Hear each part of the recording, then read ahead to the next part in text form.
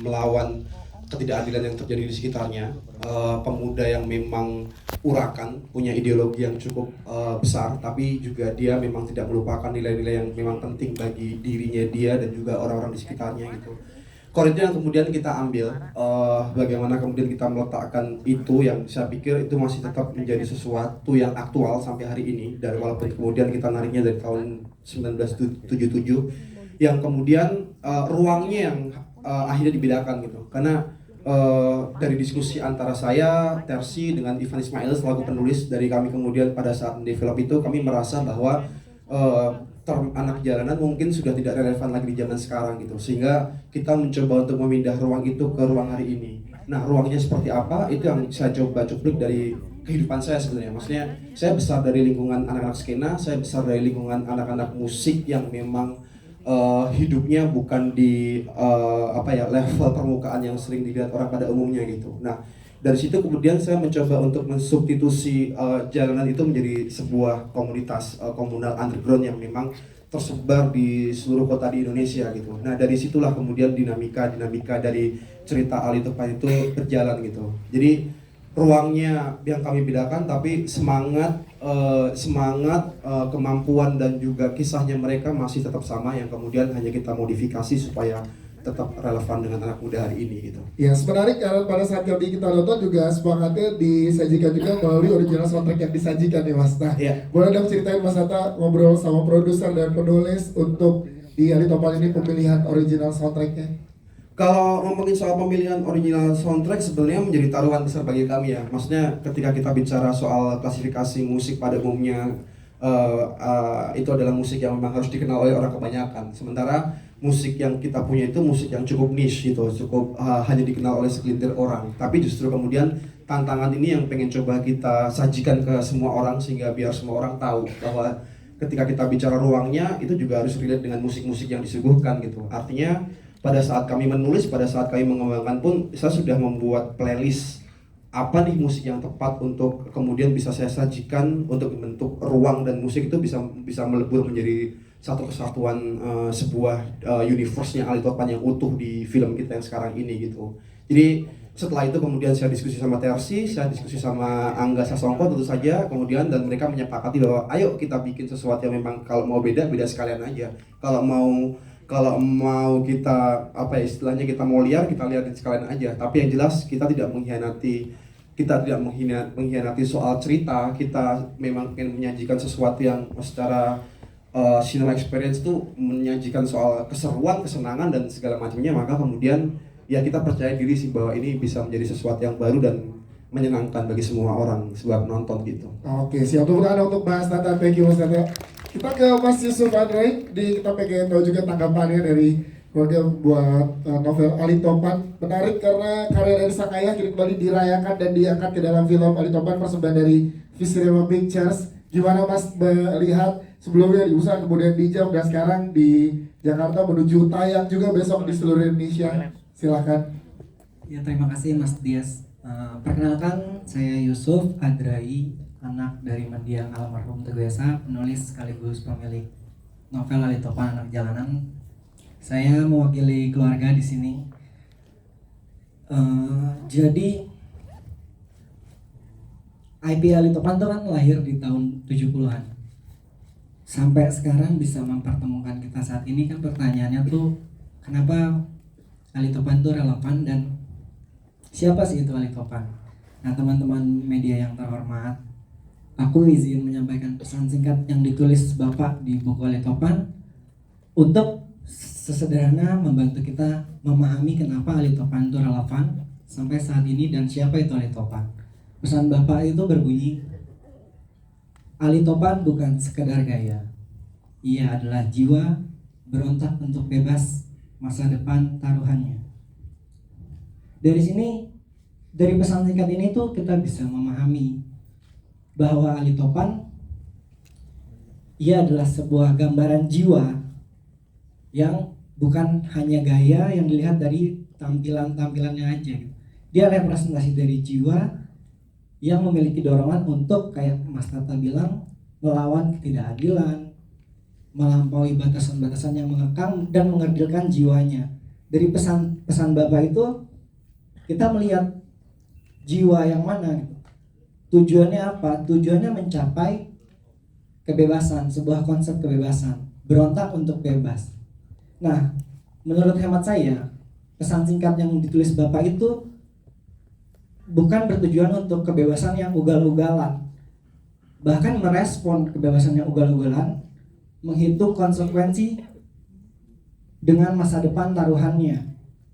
Dari situ kita bisa melihat bahwa Ali Topan mungkin akan tetap relevan, tetap hidup, tetap ada di beberapa zaman, di berbagai zaman yang berbeda, karena dia adalah jiwa, representasi jiwa yang berontak menuju kebebasan dan masa depan taruhannya. Menurutku, ya kita tahu Ali Topan adalah IP yang hadir di beberapa zaman yang berbeda. Dengan itu aku mengucapkan selamat kepada Visionema, Kebun Studio, Legacy Pictures, Mas Tata, Mbak Tersi, Mas Angga, Jeffrey Nicole, Lutesia, teman-teman jajaran pemeran, dan seluruh tim yang terlibat menciptakan film Ali Topan hari ini sebagai penanda zaman ini. Semoga film Ali Topan bisa diterima, diminati, dan berkesan di hati para penontonnya. Terima kasih. Yes, itu dia. Kita ada untuk Mas Yusuf Andrai. Terima kasih, luar biasa sekali. Dengan tadi sih jiwa kita di momen ini, kita langsung ngobrol mungkin dengan jajaran cast. Yang pertama kita akan ngobrol dengan Jeffrey Nicole. Tepuk tangan dong untuk Jeffrey Nicole. Menjadi Ali Topan yang tadi disinggung oleh Mbak Tersi, oleh Mas Tata, dan juga Mas Yusuf. Kalau Ali Topan ini adalah bukan sekedar karakter, tapi jiwa. Yang ulang kata untuk seorang Jeffrey Nicole sendiri pada saat dipercaya memerankan Ali Topan dengan segudang beban yang tersedia nih, gimana seorang Nicole memandangnya? Silakan. Jujur deg-degan pertama diajak buat gabung di proyek Ali Topan karena IP-nya yang udah besar, dan jujur tahun 2017 waktu diajak Bang Andrai, aku belum tahu ceritanya, tapi udah tahu namanya Ali Topan. Dan pas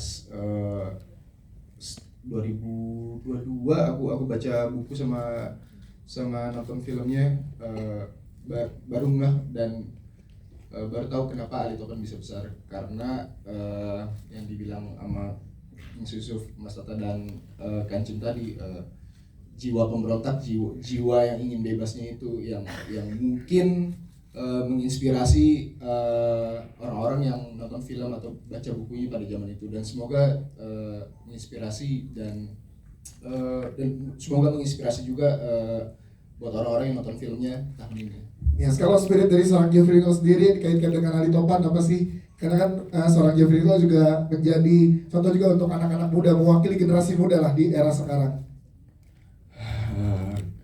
Apa tadi? Spiritnya dari Ali Topan dan juga dari Jeffrey Nicole nih yang sama.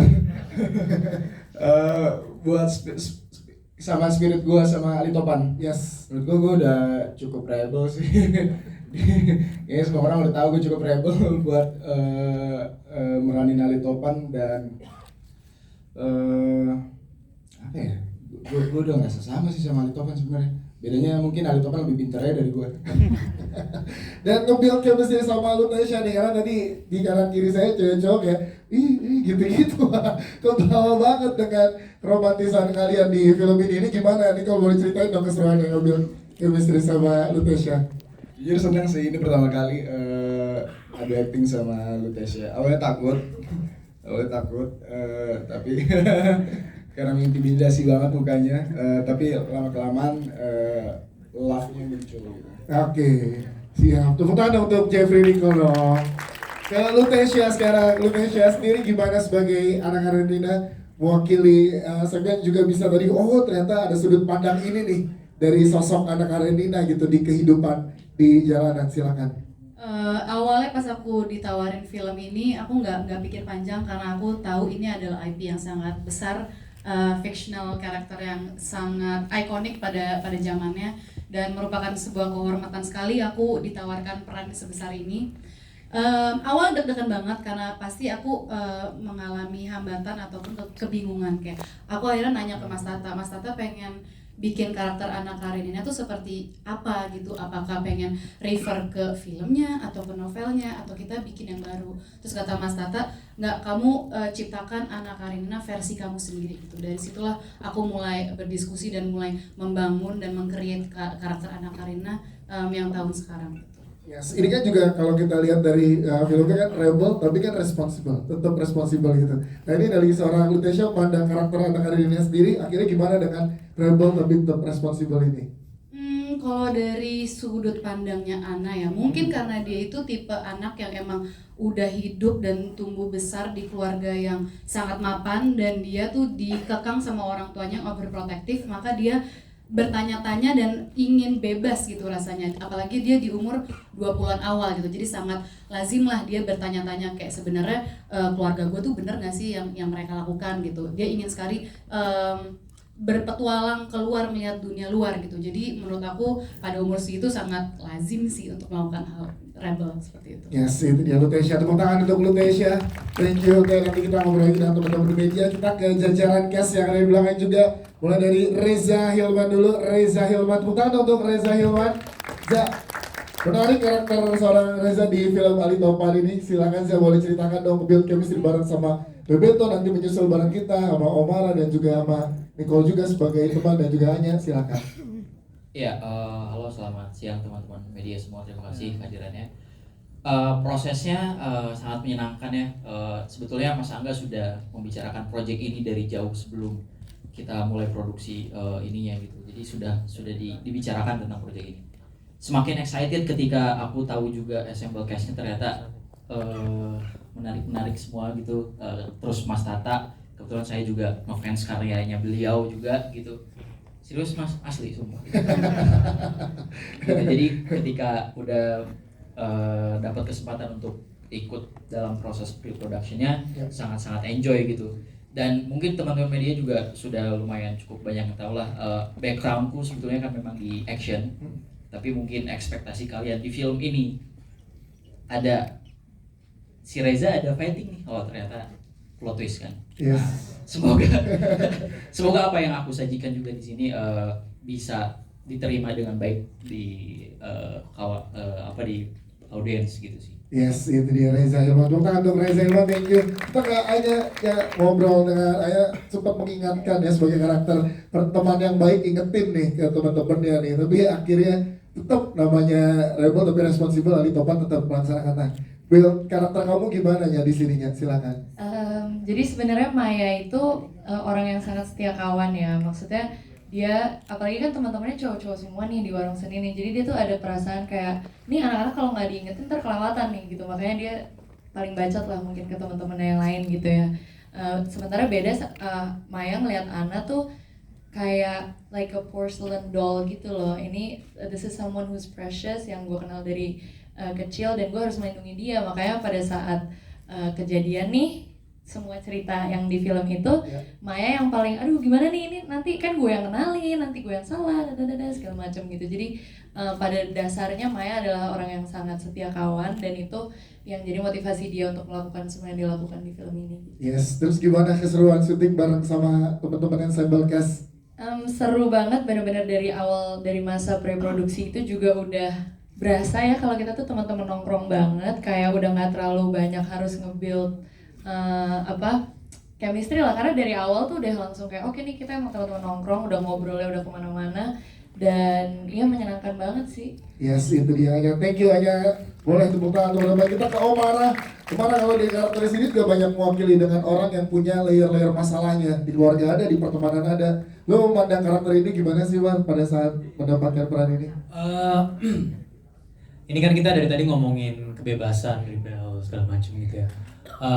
Aku ngelihat Bobby itu sebagai agent of society, dalam artian ketika kita membicarakan soal kebebasan rebel, sebenarnya yang kita bahas itu bukan per individu bahwa dia adalah seorang rebel, tapi apa yang dia lawan sebenarnya.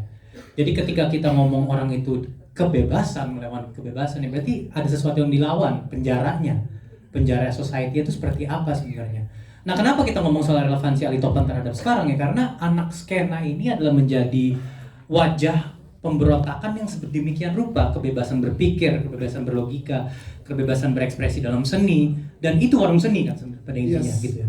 Nah, maka ketika aku lihat Bobby yang terjerat dengan keluarganya, dengan teman-temannya, dengan sistem norma society yang ditekan ke dia, baik itu secara kultur, baik secara politik, itu yang menjadi hal yang rebel, itu yang menjadi suara Ali Topan tuh di situ, bahwa kita tuh rebel tapi responsible tuh apa sebenarnya? Ya berarti responsible kita bisa menanggung perubahan yang kita mau itu seperti apa. Dan warung seni itu kan dari awal emang kayak gitu. Yang kita mau adalah kebebasan kita ini berbahagia. Berbahagia juga ada basis logis ya, bahwa kita bahagia sebagai rakyat, semua orang senang gitu loh. Ya. Nah, jadi ketika aku terima ini Bobby, oh ya mungkin awalnya ini adalah orang yang troubled, adalah orang yang cemas, temannya Ali Topan gitu.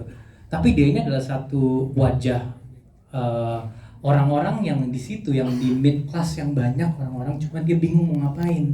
Dia punya teman-teman yang bisa menyuarakan suara revolusi, tapi kemananya itu di situ bareng-bareng. Jadi ini sebenarnya adalah salah satu bentuk aktivisme yang lumayan tenang. Cuma dalam artian karena ini tenang, struktur lamanya itu penjara itu tidak kuat. Dari sini kita punya friction. Ini menurutku seksinya cerita itu di situ loh. Yes, itu dia. Tepuk tangan dong untuk Omar. Omar Esteklal, Charles, Bobby. Tapi berarti emang mewakili banyak segmen untuk di karakter Bobby sendiri ya. Dan lo memerankannya dari awal, pandangannya berarti pertumbuhan karakter, pendewasaan karakter lo tuh berjalan seiring waktu produksi syuting ya, Man? Oh ya jelas, karena sejak ini menarik juga ya, ketika kita mungkin membicarakan keseruan kita syuting bla bla bla bla. Tapi terlepas dari kita punya PR dalam membaca PR mendengarkan lagu-lagu skena, kita pun juga ada PR membaca-baca banyak teori. Kalau kita baca Foucault gitu-gitu kita harus membaca itu, karena nggak mungkin kita menyuarakan anti bla bla bla tanpa kita mengetahui bagaimana cara melawan si bla bla itu. Aku ngomong bla bla karena besok katanya sensitif, jadi aku ngomongnya bla bla bla aja ya. Yes. Besok kan hari kasih sayang. Iya betul. Oke, Omar Esteklal, terima kasih. Bergabung juga bersama kita nih, ada Bebeto di sini ya, Bebeto. Siap, tadi kita ngobrol dengan Bebeto, kita ke Excel dulu. Excel, tepuk tangan mana yang sebelah sama Excel tadi? Tapi dari sudut pandang seorang Excel memandang, Boy kan juga punya kepentingan yang menurut dia stand-nya benar gitu. Nah, gimana? Silakan Excel menjelaskan karakter kamu di sini. Sebenarnya kalau dilihat Boy itu dia nggak 100% jahat ya, dia cuma lumayan keras ya kalau ya. Coba tanya ke yang baru nonton gimana coba. Gimana menurut kalian? Jangan teriaknya kenceng banget jahat. Tapi ya kalau dari sisi pandang gue nggak 100% jahat. Yes. Kadang-kadang cuma harus mendapatkan yang dia mau aja. Di film ini sih gue very ya maksudnya film action pertama gue ya, jadi very good experience, apalagi fightingnya kita lumayan panjang ya kalau ya. Jadi thank you Mas Tata, Vision for giving the opportunity. Yes. Terus gimana Niko untuk yang tadi fighting lah, scene action, ada lu bilang ini action untuk pertama seorang Excel juga. Ada mendapatkan dalam prosesnya kesulitan seperti apa yang dihadapi? Banyak yang jago fighting di sini, ada Reza juga yang sempat ngajarin dikit waktu itu. Nggak begitu challenging karena persiapannya benar-benar on point. Yes, itu dia. Excel, thank you, Excel. Kita ke Bizael Antara Saleh. Nah, ini penyebab dari semuanya ya. Di sini Patrai. Bill, tolong ceritain dong ke teman-teman media di sini pada saat lo diajak gabung ini, dan layer untuk karakter lo juga banyak nih di sini, berkenaan dengan orang seni, dengan Ali Topan, dan dengan ya penjualan dan lain-lain. Silakan. Oke, begitu gua tahu gua diajak bergabung di sini, gua sangat senang karena of course, ini tuh menurut gua salah satu tim yang menyenangkan. Bekerja dengan mereka itu serasa tidak bekerja. Sangat menyenangkan. Setuju? Setuju. Ya sangat menyenangkan deh. Gua senang banget bisa bekerja dengan semua tim, the whole team ya, the whole cast, the whole production is very fun. Dan untuk karakter si Ojan ini dia itu yang ada di kepalanya cuma duit, tahta, harta. Ya sama sih, duit sama harta ya. Cuma Ojan itu seorang yang oportunis. Sebelumnya dia itu juga nongkrong di warung seni, dia kenal Topan, khususnya Dudung ya. Sebenarnya kalau mau tahu backstory-nya, dia itu dari semua kawanan berempat ini, dia mengenal Dudung karena hampir seangkatan dengan Dudung. Makanya Dudung sempat ngingetin dan ternyata benar terjadi. Pokoknya Ojan ini seorang yang oportunis, sangat oportunis. Kalau gue membayangkan Ojan itu kalau kayak hewan tuh kayak snake, kayak ular, kayak rubah, itu very opportunis. Ya, ya itu. Oke, bisa yang sekali, thank you.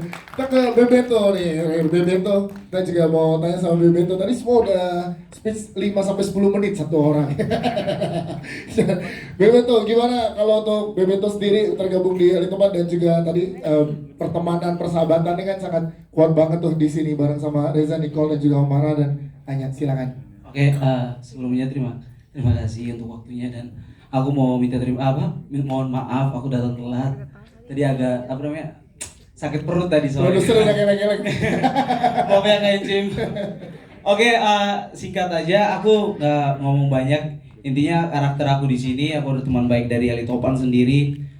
Aku anak yang loyal total sama circle pertemanan sama Alitopan sendiri dan teman-teman di warung seni. Juga anaknya ini karakternya suka mencairkan suasana, tapi memang secara mungkin tadi nonton kurang terlalu nampak karena emang scene-nya dikit kali ya.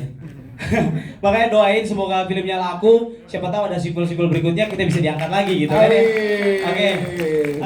Terus untuk membangun chemistry sama teman-teman yang lain, kita kebanyakan bermain sih. Ketawa sih sebenarnya. Lagi reading aja lagi nggak bisa serius, semua ketawa-ketawa. Nicole apalagi bercanda tapi oke lah ya. Kita semua bagus sih. Oke. Itu aja sih dari aku. Tepuk tangan untuk seluruh jajaran Kes. Nanti kita kembali lagi dengan Kes, tapi kita berikan kesempatan buat teman-teman media, silakan yang ingin berada di depan dulu ya. Nanti boleh kata silakan. Sebutkan nama, media dan pertanyaannya.